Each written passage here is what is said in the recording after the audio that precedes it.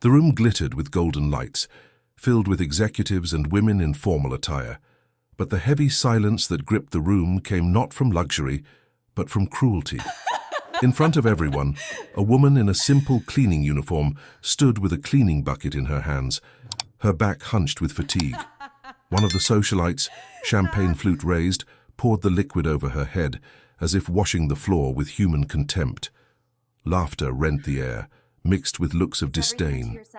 The cleaning woman trembled, not only from the cold but from shame. Her teary eyes tried not to meet those of the evening's millionaire host, who watched silently, seemingly complicit. Everyone expected him to laugh too. The weight of humiliation spread through the room like a plague, and no one dared interrupt this cruel spectacle until something unexpected began to change his breathing. Just when laughter seemed to be the woman's final sentence, the millionaire's voice, which had been silent until then, echoed firmly, tearing through the room like thunder. Enough. The room stopped. The glasses froze in midair. The socialite smiled nervously, trying to turn the moment into a joke, but he stepped forward, removed the expensive coat from his shoulders, and placed it over the soaked cleaning lady. Then, before everyone, he declared with an unwavering gaze, "Starting today, she is no longer the cleaning lady. She is my new manager." Shock ran through every face present, a mixture of disbelief and suppressed rage. The social power that had crushed that woman until seconds before now bowed before a silent and symbolic shift. And no one there could undo the weight of that announcement that transformed humiliation into authority, shame into respect. And what happens after this turn will surprise you even more. Get ready, because the real secret of this story only begins now. If this scene has already touched you, leave a like, subscribe to the channel, and tell me in the comments, what would you do in her place? The mansion's ballroom gleamed as if it were the very center of the world. Crystal chandeliers hung from the ceiling, casting light over tables laden with silverware and expensive wines. Orchestral music filled the air, and everything seemed carefully rehearsed to impress. It was the night of yet another charity event, organized by the millionaire everyone admired, a man of commanding presence, always surrounded by politicians, business people, and artists. Between sharp conversations and fake smiles, the atmosphere seemed elegant, but beneath the expensive clothes and imported perfumes lay something cruder: status competition, vanity, and contempt for those outside that inner circle. In the corners of the ballroom, discreet and nearly invisible, stood the people who sustained the grandeur of the evening: hurried waiters, attentive waiters, silent security guards, and, on the most hidden floor, the solitary figure of a cleaning lady who came and went, carrying buckets of water and soaked rags. Her every step seemed like an apology for existing in that space. She kept her eyes lowered, as if afraid to meet anyone's eyes, knowing a simple slip-up could cost her her job. The floor gleamed thanks to her, but no one ever noticed. On the contrary, there were looks of discomfort whenever her presence crossed the party's impeccable backdrop. She was like a living stain on a painting of false perfection, and it was in this contrast that tension began to build. The elite, gathered in small groups of forced laughter, talked loudly enough for everyone to hear their achievements, closed deals, and luxurious trips. Some, between sips of champagne, couldn't resist making discreet jokes about the staff, as if ridiculing the waiters were part of the evening's entertainment. The millionaire host observed everything with his unreadable expression, occasionally glancing at the audience, but rarely betraying any emotion. Some said he was too cold, incapable of showing compassion, and this fueled rumors about his true character. With each entry of the cleaning lady into the room, clutching her worn cloths, the feeling of unease grew. She seemed so out of place in that world that she became an easy target for venomous comments. One of the most influential women in society, with an ego as glittering as her jewels, she whispered and laughed whenever the cleaning lady passed, as if planning something. The other guests, silent accomplices, preferred to watch, perhaps because in that social game cruelty was accepted as entertainment. And amidst this theater of appearances, the protagonist walked silently, like a living shadow among the spotlights. Her tired eyes hid stories no one there dared imagine. To them, she was just a cleaning lady, invisible, disposable. For her, every second at that party was an internal struggle to maintain her dignity intact in the face of a world that insisted on reminding her of her place. The silence. In her eyes that night was not simply the result of shyness in the face of luxury, but of years of accumulated pain that no one there would dare imagine. Since childhood, life had denied her what many considered basic: affection, stability, and security. She grew up in a forgotten neighborhood of a small American town, in houses where the winter cold penetrated the thin walls and the food was often nothing more than stale bread and water. Her father had disappeared early, leaving only dim memories of screams and slamming doors. Her mother, overwhelmed by poverty and the burden of raising her children alone, succumbed to despair, abandoning them to each survive in their own way. This was how the protagonist, still a child, learned that she could expect nothing from anyone. From an early age, she worked in strangers' houses, cleaning up after others, listening to curt orders, and experiencing firsthand what it was like to be treated as invisible. While other girls dreamed of parties, dresses, and bright futures, she dreamed only of a soft mattress and a plate of hot food that had no taste. School was another battle. She wore torn clothes, donated books, and shoes that hurt her feet. The bullying was constant. Cruel laughter echoed in the hallways, but she silently swallowed her tears, knowing no one would come to her defense. The scars of the past became invisible armor. With each closed door, each scornful look, she built a silent resistance. But the heart doesn't become stone without cracks. There were nights when she would huddle in the corner of a rented room without electricity and cry softly, asking God if she would ever have the right to be happy. Throughout her life, small glimmers of hope appeared: a neighbor who shared food, a teacher who praised her efforts, a stranger who smiled for no reason. These small gestures were like sparks that kept her soul alight. But every time it seemed the path would clear, a new downfall appeared: temporary jobs. That didn't last. Promises of help that never came true. Relationships that ended, leaving even deeper wounds. As she reached adulthood, cleaning became her only certainty. Not because it was her choice, but because it was what the world allowed someone like her. She carried with her not only the floor mop, but every memory of a life that had always pushed her down. And yet within her, something resisted. There was a silent flame, an inexplicable strength. Maybe it was faith. Maybe it was just stubbornness. But it was this flame that kept her standing, facing every look of contempt, every humiliation, as if silently saying, "I'm still here." That night in the luxurious ballroom was just another scene in this long script of trials. What the guests didn't know is that, while they laughed at her, this woman carried on her back a story of survival worth more than all the jewels displayed around her. As the party progressed and toasts echoed beneath the chandeliers, a sense of impatience ran through some groups gathered in idle conversation. The millionaire host, always under observation, was treated like a social trophy. Everyone sought his attention, his every gesture a source of comment, every word a signal to be interpreted. One of the most arrogant socialites, known not only for her inherited fortune, but also for her delight in humiliating those she deemed inferior, began whispering to her inner circle. Her eyes glinted with malice and contempt when they landed on the cleaning lady who crouched down, discreetly scrubbing a corner of the floor. "Look," she murmured, raising her glass with an air of sovereignty, "this poor thing still thinks she can blend in with the evening's brilliance. I bet she doesn't even know what a decent dinner is, let alone be in a place like this." Muffled laughter erupted all around. But it didn't stop there. The venom seemed to require a spectacle. One of the businessmen, drunk, added, "I'll give $500 right now to whoever can make her cry in front of everyone. It'll be fun." The laughter grew louder, complicit in the cruelty. The socialite, excited by the challenge, raised her eyebrow as if accepting a game. "Leave it to me. I want to see if that stone face can withstand a reality check."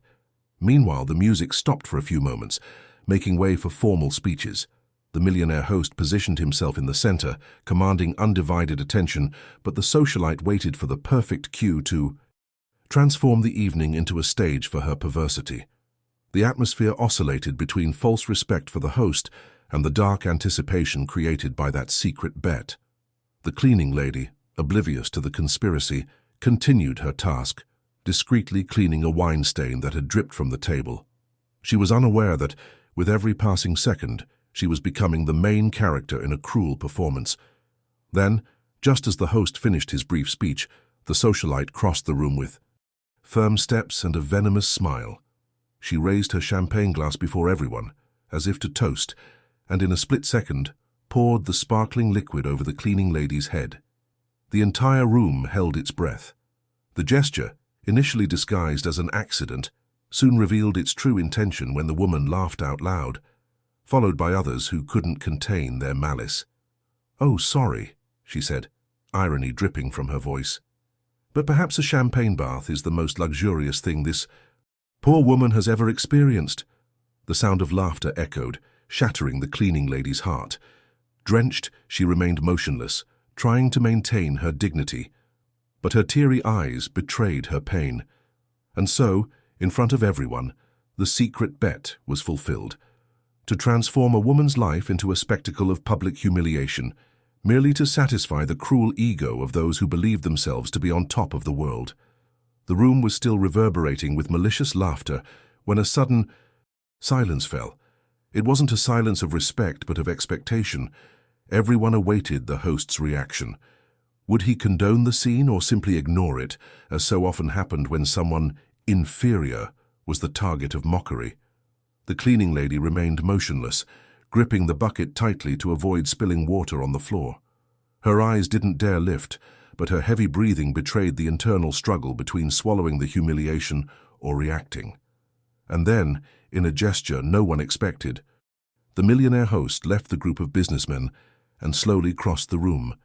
Each step seemed to weigh a ton. The clink of his leather shoes against the marble mingled with the rapid beating of the cleaning lady's heart, who still didn't understand the reason for his approach. Their glances followed each other like a trail, and suddenly there was no more music, no more conversation, only collective anticipation. He stopped before her, and for a moment, time seemed to freeze. His blue eyes, so cold and calculating in million-dollar negotiations, fell upon that drenched, diminished figure. The woman felt her entire body shiver, for that was the gaze of the most powerful man in the room. But there was no contempt. There was something different, a curiosity she couldn't decipher. With a restrained movement, he removed the pocket square he carried in his impeccable suit and held it out to her. It was a simple gesture, but throughout the room it resounded like an earthquake. The socialite, who had humiliated her, widened her eyes, trying to laugh nervously. The guests exchanged glances, unsure if it was an act of compassion or provocation. "Are you okay?" he asked, his voice deep, but low enough for only she to hear. She slowly raised her face, and for the first time she looked directly at the man who seemed untouchable. Her lips trembled, but she didn't respond. What dignity she had left was stuck in her throat, and the fear of appearing too fragile prevented her from speaking. He watched her intently, as if there was something there that aroused more than mere pity. "Come back early tomorrow," he added, almost in a whisper. "I want to talk to you." He didn't explain why, didn't elaborate. He simply turned, regained his firm posture, and walked back to his seat, leaving everyone stunned. The cleaning lady froze, trying to understand. Why, in front of so many people, had he chosen to address her? Was it simply to further expose his shame? Or was there a hidden reason behind this unexpected gesture? As the guests murmured in shock, she composed herself, discreetly wiped her eyes, and returned to her work with uncertain steps. But in her mind, a question echoed like thunder. Why would the most powerful man in the room want to speak to her, of all people? The apparent truce that the millionaire's gesture seemed to announce didn't last long. On the contrary, his unexpected action sparked even more fury and envy among those who lived for status and appearances. The socialite who had initiated the bet couldn't bear the thought of losing the evening's spotlight. Her wounded pride burned like fire, and every time she looked at the soaked cleaning lady, she felt as if she herself had been hurt. "He only did it to provoke," she whispered, trying to revive the group's laughter. A charitable act, nothing more. Tomorrow, no one will remember this poor thing. But the truth is, everyone would remember, because the uncomfortable silence that fell after the millionaire's approach had etched that scene into the collective memory. It was a heavy silence that needed to be broken, and the cruelest way to do so would be to double the humiliation. The music played again. The waiters circled again, but their eyes remained fixed on her. With each step the cleaning lady took through the room, whispers followed her like shadows. Sniffles escaped between sips of champagne. A businessman deliberately dropped a napkin on the floor, calling her with a snap of his fingers like calling an animal. "Hey, you, get this for me." As she bent down, holding her breath to keep from crying, she heard muffled laughter all around her. It was as if everyone was desperately trying to reassure her that she was still invisible, that this moment of attention changed absolutely nothing. Another guest, feigning carelessness, spilled wine on the polished marble floor. "Seems like your work never ends, doesn't it?" he said sarcastically as she hurried to clean it up. With each cruel gesture, shame weighed heavier on her shoulders. She no longer knew if she could continue. Her heart was beating fast, as if begging to flee, but the need for her job kept her going. It was survival versus dignity, and once again it seemed the world was forcing her to choose pain in silence. And then, in front of everyone, the socialite approached again. Her heels tapped against the marble like hammer blows. The room fell silent again, as if everyone sensed what was coming. With a venomous smile, she said, loud enough to echo through the chandeliers, "You know what the problem with people like you is? It's believing, even for a second, that you can be anything other than you are. You were born to clean up after us, not to be noticed. It doesn't matter if the host of the party speaks to you. Tomorrow you'll go back to being just the invisible cleaning lady." The words fell like blades. The entire room heard. Some laughed, others pretended not to hear, but no one dared defend her. The complicit silence was as cruel as the words themselves. The cleaning lady remained motionless, her eyes fixed on the floor, her face burning with shame and pain. But inside her, something was beginning to stir, a silent force that still had no form, but which promised to transform that setting into the stage for a comeback no one there could have imagined. That night, after the series of humiliations, the image everyone retained was of a submissive, defeated woman, someone who accepted the role of shadow in the face of others' brilliance. That was what they expected of her. What they didn't know was that, behind the silence and apparent weakness, there were eyes that saw much more than she let on. As she cleaned the corners, as she lowered her head to hide her tears, the cleaning lady observed, she noticed details no one else noticed, conversations too whispered to seem innocent, gestures that betrayed deals and betrayals hidden beneath the mask of partying. Years of living on the margins had taught her the ability to listen without being noticed, to perceive secrets that would never be revealed to those living in the spotlight. She knew, for example, that the socialite who ridiculed her carried hidden debts that could ruin her reputation if they came to light. He also knew that one of the most influential businessmen was involved in illegal schemes that sustained his fortune. And most impressively, he knew far more about the host himself than anyone there would have dared imagine. Not because anyone had told him, but because life had placed her in places where the powerful would never imagine being observed. She had cleaned offices, collected forgotten papers, and overheard phone calls. And, contrary to what everyone thought, he had an impeccable memory and a sharp mind, capable of piecing together pieces and understanding that the world of the wealthy was built on secrets as fragile as glass. So, when the socialite hurled those cruel words in her direction, the protagonist only smiled inwardly, not because it didn't hurt, but because she knew a truth none of those present could have imagined. She had never been invisible. She had simply chosen to remain silent, because in silence she accumulated a different power, discreet but powerful. Later, when the crowd had dispersed, the millionaire approached her again, as he had promised. He called her for a private conversation, away from prying eyes. She didn't hesitate. She knew this moment would come. She sat across from him, still in her simple uniform, her hands scarred from work, but her voice was firm. "You think I don't know who the people in there really are?" he asked, surprising him. "You think I haven't heard the bets, the laughter, the dirty dealings they disguise as charity events? I've always known. And perhaps that's precisely why I remain silent. Because while everyone thinks I'm weak, I hold in my hands the secrets that could bring each of them down." The millionaire, accustomed to dominating conversations, remained silent. For the first time, he couldn't find easy words. The woman before him wasn't just the humiliated cleaning lady. She was someone who, beneath the veneer of submission, knew the fragility of what everyone called power. She didn't need to scream or seek revenge. Simply knowing was enough. In the days following the party, the millionaire's mind was restless. The image of the cleaning lady, drenched in champagne, maintaining her dignity before the cruel crowd, haunted him like a silent ghost. But what really stuck in his mind were the firm words she had spoken in their private conversation.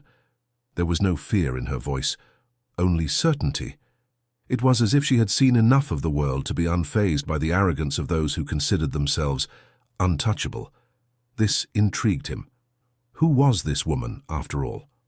Driven by a mixture of curiosity and a need to understand, he began to discreetly investigate her.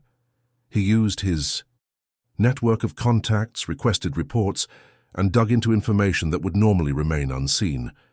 And with each page revealed, his surprise only deepened. He discovered that she had come from one of the poorest neighborhoods in the state, had survived a childhood marked by her mother's absence and her father's abandonment. But there was something else. Records showed that years ago, she had been a scholarship student at one of the region's top schools. For a brief period, she had been among the brightest students, praised by teachers, recognized for her extraordinary intelligence. Then suddenly she disappeared from the records, as if swallowed by fate. The millionaire couldn't understand why such a promising mind had ended up working as a cleaner. Continuing his search, he found clues that she had worked at various companies as an office assistant, always temporarily. It was as if she were close to rising, but something always pulled her back down. However, the most shocking detail came when he cross-referenced old business records belonging to her own father. Among forgotten documents, he found records that a trusted employee had embezzled funds, leading countless families to bankruptcy.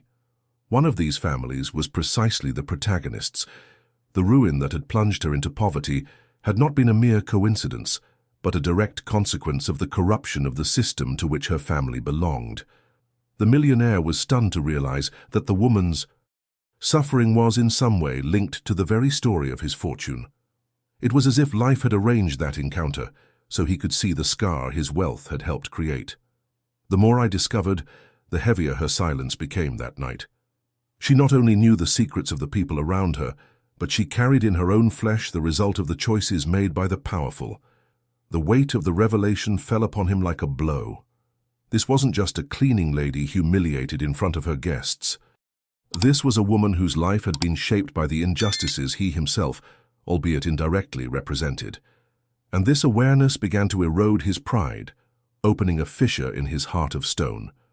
In the days following the discovery, the millionaire noticed something he had never experienced before: her absence.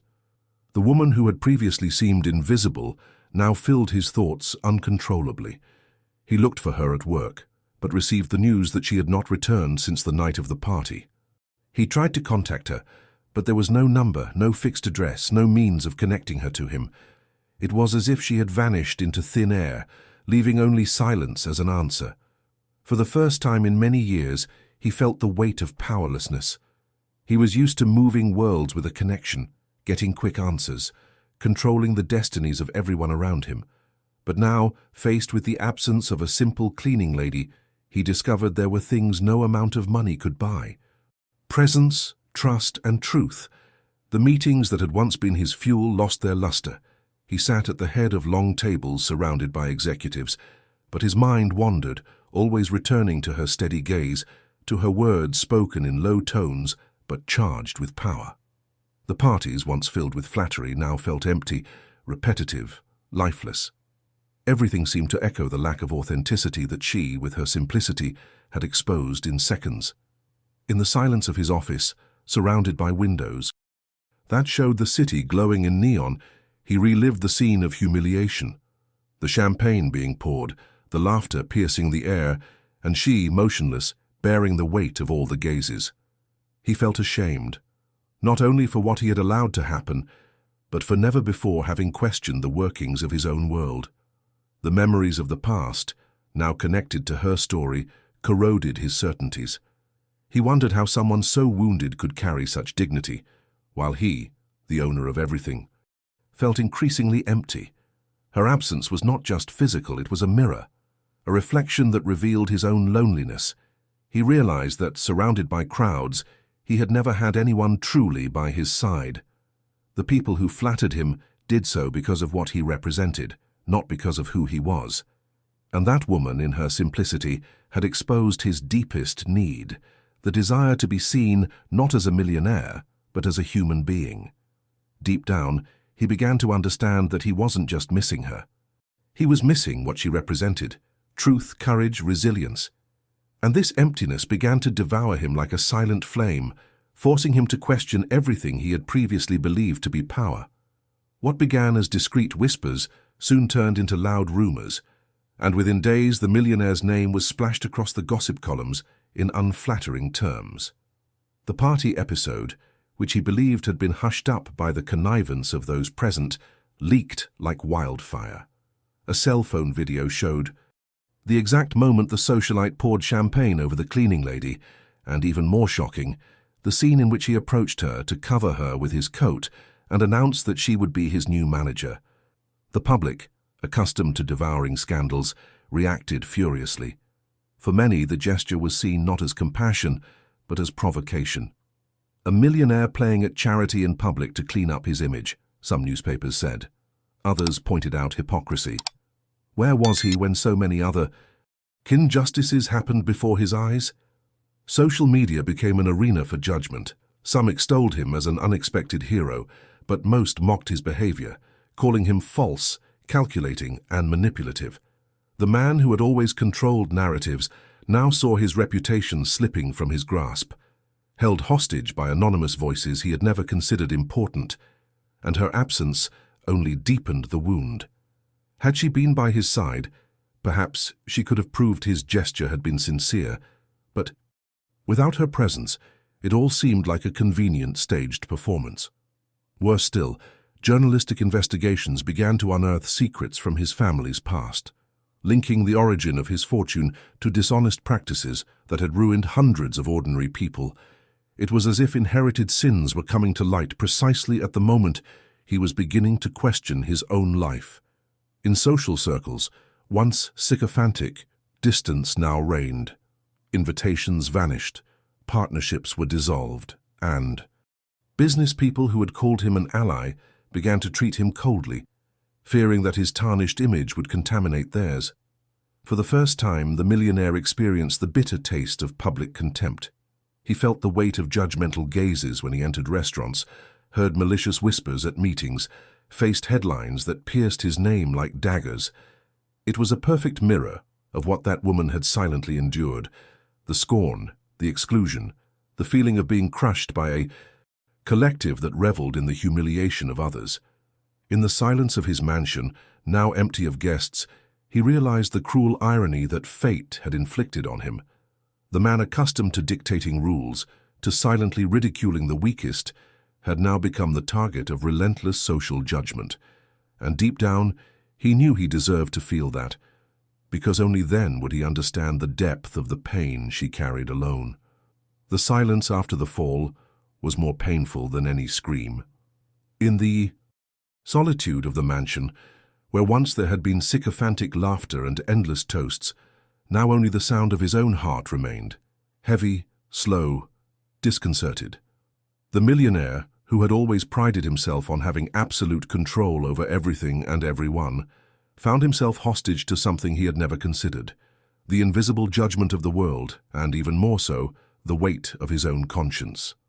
At first, he tried to fight the tide, buying newspapers, hiring image experts, trying to shape the narrative in his favor, but each effort seemed empty, artificial, incapable of filling the hole growing inside him. The truth is, His reputation no longer mattered to him.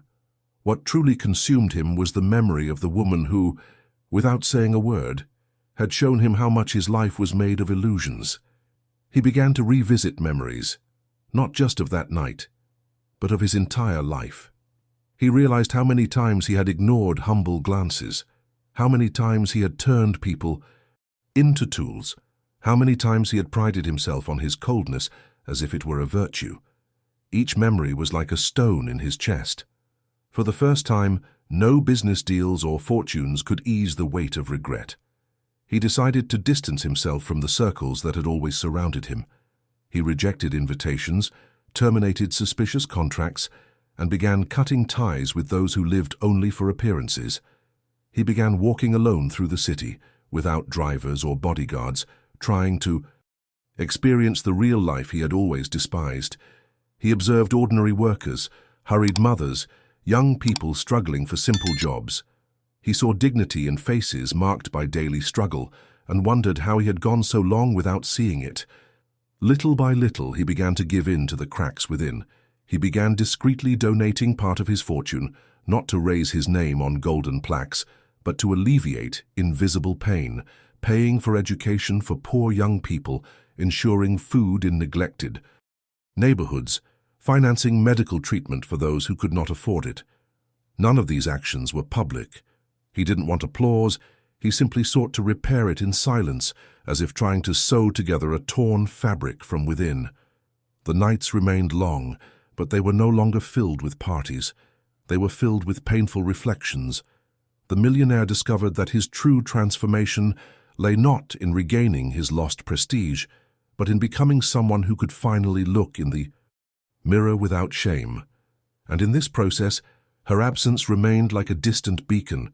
It reminded him that the change wasn't to impress anyone, but to become worthy of the firm, silent gaze of that woman who had once endured humiliation before everyone. The meeting didn't take place in a luxurious hall, nor beneath crystal chandeliers. It was a cold morning, in a simple community center, where peeling walls sheltered children receiving tutoring and hot meals. The millionaire, now far from the cameras and flashes, had begun to frequent the place discreetly, funding the project without anyone knowing his identity. He didn't want recognition. He simply sought to feel part of something meaningful. And it was there, amid the laughter of children running around the courtyard, that his eyes found her again. She was different. She no longer wore her cleaning uniform, but simple, clean clothes that made her even more dignified. She helped organize books, chatted with the little ones, and smiled in a way he had never seen that night at the party. It was as if, far from the weight of humiliation, she had rediscovered a part of herself that had remained hidden. For a moment, the millionaire felt his heart race, as if he were a young man facing a lost love. He walked toward her, hesitant, as if afraid he wasn't worthy of being there. When she noticed his presence, the smile slowly faded. There was no hatred in his gaze, but a silent barrier, as if the past stood between them. "You," he began, his voice choked. I didn't know how to continue. The words that used to flow in speeches and million-dollar negotiations now abandoned him. She stared at him firmly, as she had that night she revealed her knowledge. "Why are you here?" he asked, not aggressively but with a clarity that cut like a blade. He took a deep breath. "Because I finally understood. I understood that everything I believed in meant nothing. I understood that life gave me wealth, but took away my ability to see a people. And you were the one who opened my eyes." The silence stretched on, interrupted only by the distant laughter of the children. She didn't answer immediately. She just watched him, as if trying to gauge the sincerity in every gesture, every word. He continued, "I'm not here to justify myself or for you to forgive me. I'm here because I needed to see you. I needed you to know that you changed my life." Her eyes filled with tears for a moment, but not from weakness. It was restrained. Emotion, as if recognizing the weight of truth. Still, he stood his ground. "You only started to change when you lost everything," he said, his tone low but firm. He didn't argue. He simply nodded, accepting the sentence as if accepting the justice of fate. There before her, the millionaire was no longer the arrogant man from the party. He was simply a broken human being trying to rebuild himself. And in that silent reunion, they both knew that the past could never be erased, but they also understood that the present offered the chance for a new chapter, still uncertain, still fragile but true. The reunion at the community center left a dense silence hanging in the air, filled with unspoken memories. The millionaire waited, his heart heavy like someone appearing before an invisible tribunal. He knew he no longer had the power to dictate the course of history. Now, the verdict was in her hands. The protagonist stared at him, her eyes brimming not with the weight of the past, but with the responsibility of deciding the future. For years she had been a victim of contempt, of closed doors, of looks that transformed her into a shadow. And now before her stood the man who represented both the pain of her history and the possibility of something new. Time seemed to drag, while children ran through the courtyard, laughing innocently, as if life had no wounds. She sighed deeply, and with a slow gesture, put down the book she was holding on the table. "Do you know what I learned after all this?" he began, his voice soft but firm. "I've learned that life doesn't wait for apologies, that time doesn't restore what's been taken. I could spend the rest of my days dwelling on the humiliation of that night, or remembering the debts that destroyed my family. But that would make me a prisoner of a pain I didn't choose, and I've been a prisoner too much already." He listened intently, his chest burning. Each word sounded like a sentence, but also like a liberating truth. "I won't deny what you did for me in that moment," she continued. "Your gesture gave me a voice, however belated. But I also won't pretend it erases what I've experienced. Forgiveness for me isn't about forgetting. It's about moving forward without letting anger define me." She paused, taking a deep breath as if gathering strength. "Therefore, I won't harbor hatred toward you, but I also can't hold on to your regret. My life can't be guided by your transformation. I choose to follow my own path." His eyes filled with tears he'd never allowed himself to show in front of anyone. It was as if each word were a blade, but at the same time a balm. She didn't reject him with resentment, but neither did she embrace him easily. She offered something harsher and more just, freedom for both of them. "I don't expect you to understand," she said finally, "but I do expect you to learn." And with that, she gathered up the books, turned slowly, and went back to helping the children, as if the conversation had ended. The millionaire remained motionless, his chest heavy, but strangely relieved. He hadn't been forgiven as he'd hoped, but he had received something even more powerful, the certainty that she no longer needed anyone's validation to exist. It was her silent victory, and the greatest lesson he could learn. The late afternoon tinted the sky with orange hues, and the light filtered through the community center's shattered stained glass windows like sacred windows. The millionaire stood in the courtyard, unwilling to leave, watching from a distance. He saw her hold a small girl's hand and lean over to help her write the first letters in a worn notebook. The child's smile lit up her face, and in that moment, it seemed all the weight of the past dissolved. There was a rare lightness in her expression, as if she had finally found a place in the world that didn't depend on anyone's approval. The cold wind picked up dry leaves, scattering them across the cement floor, and he felt each one was a piece of himself being taken away. His hands, once firm in million-dollar contracts, now trembled with emptiness, but in his eyes there was something new, humility. Without approaching, he discreetly removed his wristwatch, a symbol of power and status, and left it on the wooden bench as if abandoning an unnecessary crown. Then he walked silently to the rusty gate. Before passing through, he glanced back one last time. She, busy with the children, didn't notice. Him? There was no need. The moment called for no words, no goodbyes, only the certainty that life had placed each of them exactly where they needed to be.